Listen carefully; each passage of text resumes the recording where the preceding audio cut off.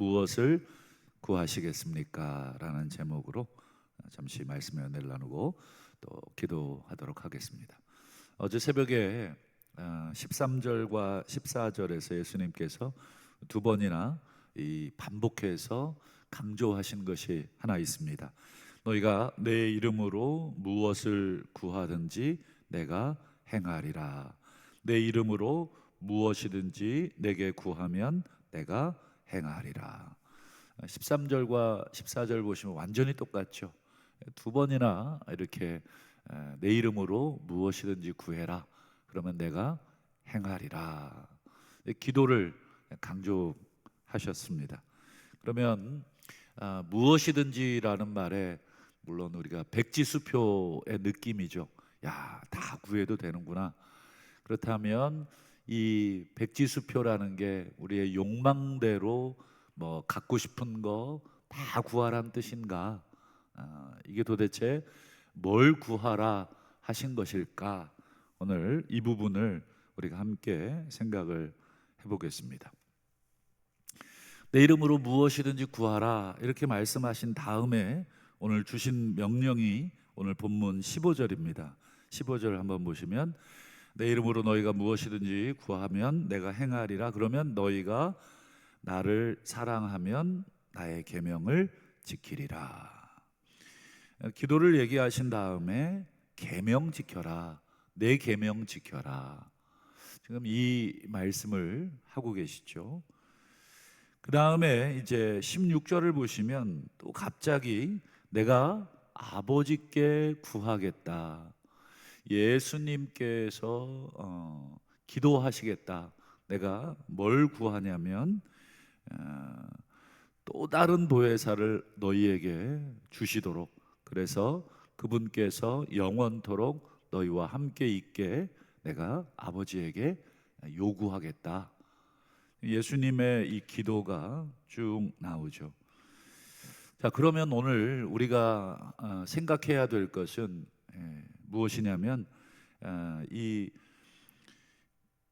계명을 지키라, 이 15절에 계명을 지켜라 라는 것과 16절에 또 다른 보혜사 성령님인데 성령이 어떻게 연결되느냐, 이게 오늘 우리가 말씀을 통해서 해결해야 될 숙제입니다.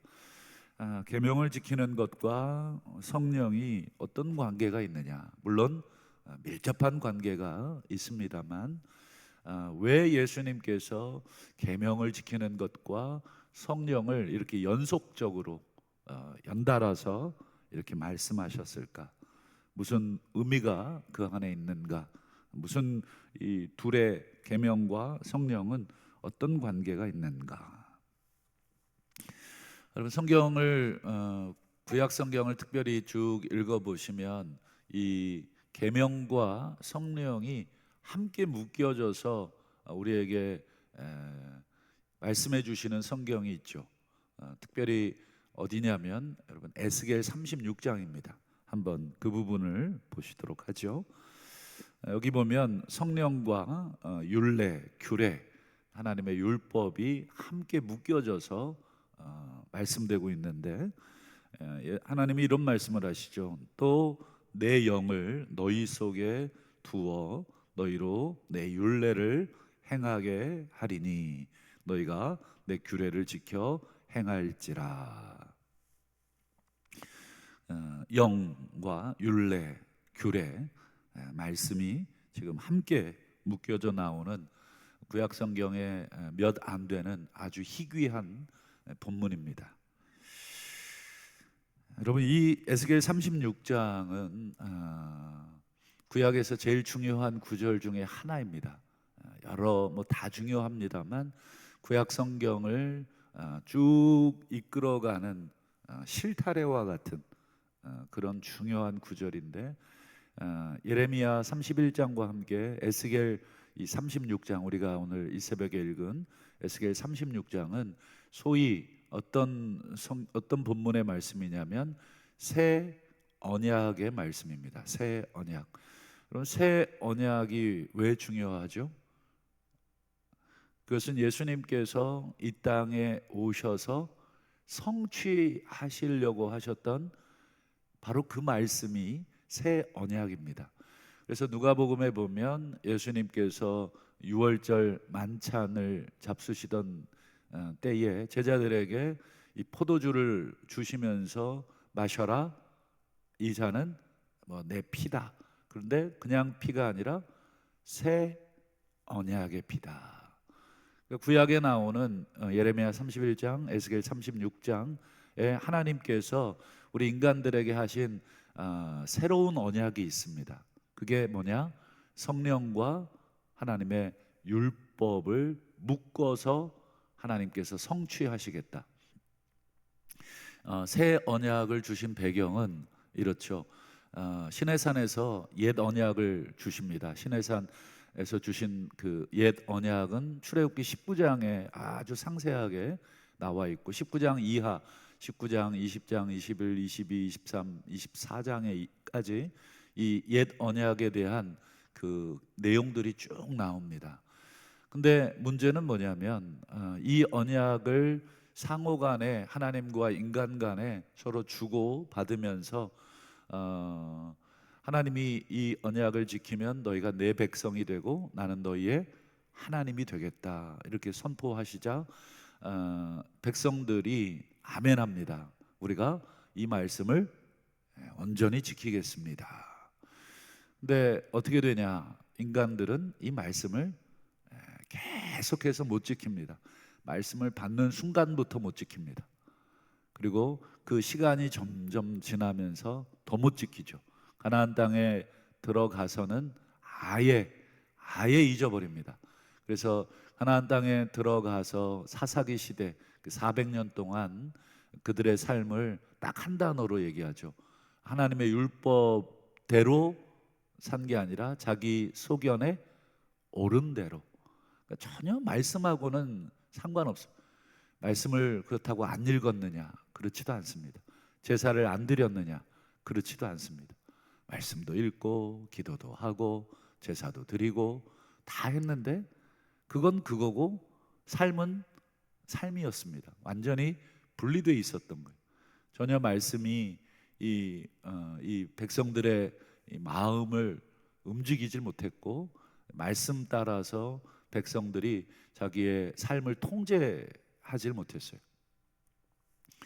그래서 주신 말씀이 예레미야 31장, 에스겔 36장의 이 새 언약의 말씀입니다.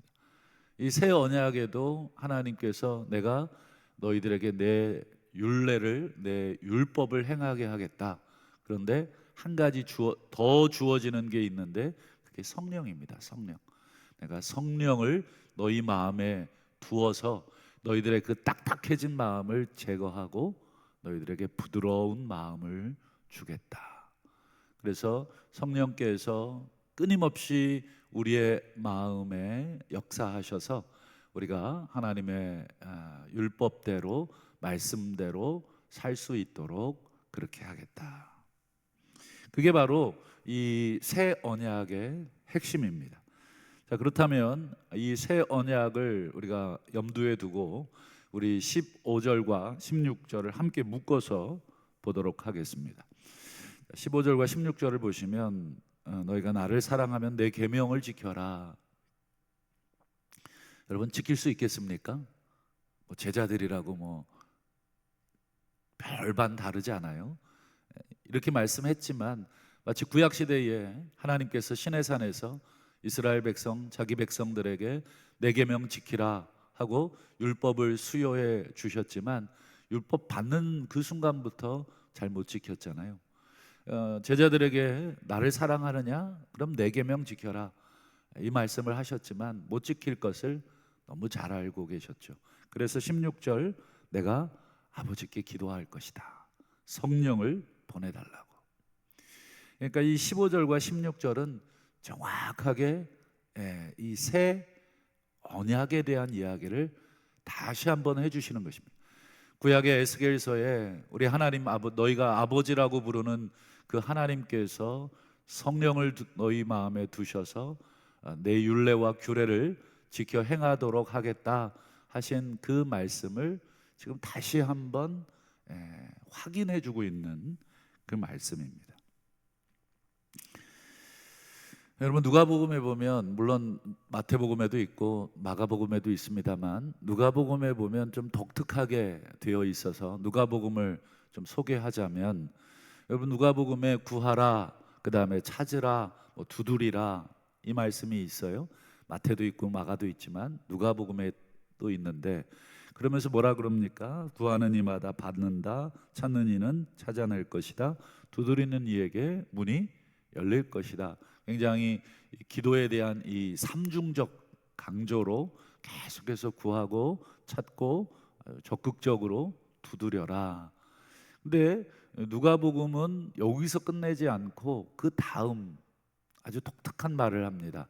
이렇게 돼 있죠. 우리 그 부분을 한번 보죠. 누가복음 11장 13절인데요. 자, 너희 하늘 아버지께서 이렇게 구하는 자에게 성령을 주시지 않겠느냐.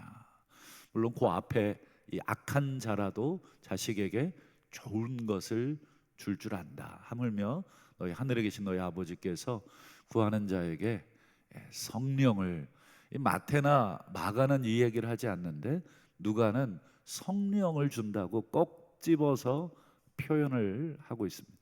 앞에도 보면 기도해라 하는 뜻이잖아요. 구하라, 찾으라, 두드리라. 그러면서 구하는 자에게 뭘 주신다고요? 성령을.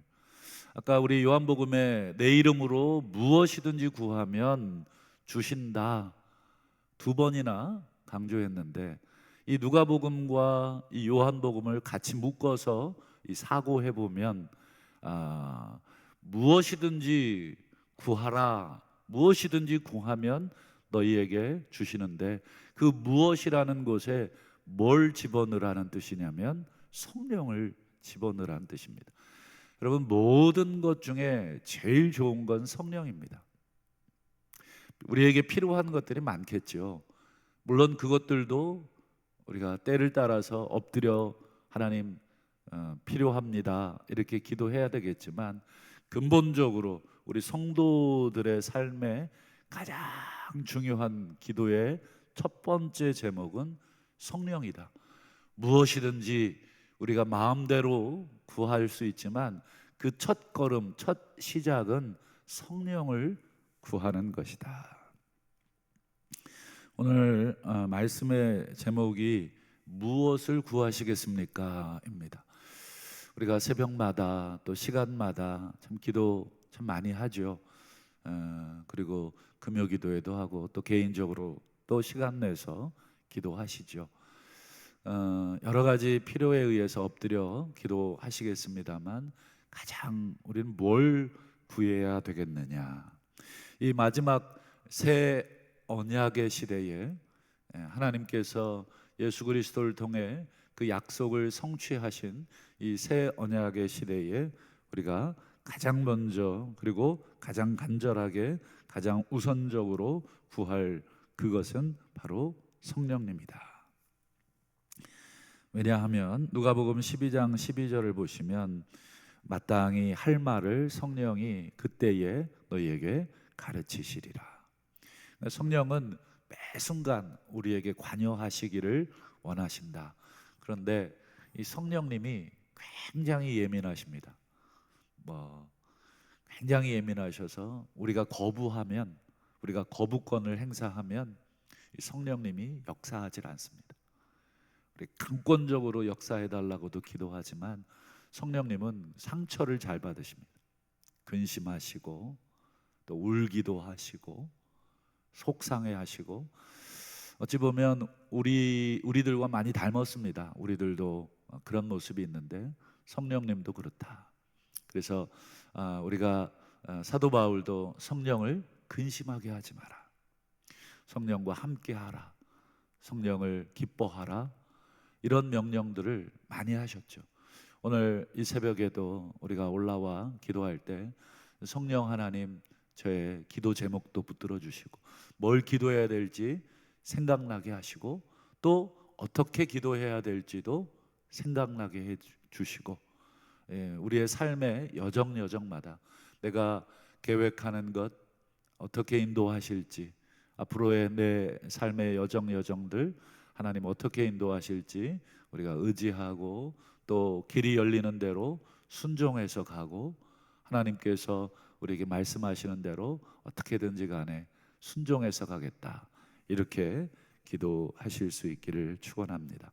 말씀을 맺겠습니다.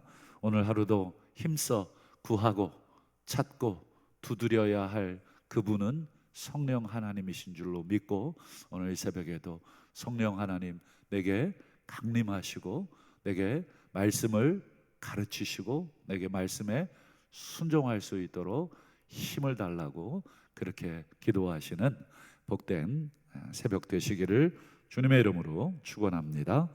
기도하겠습니다.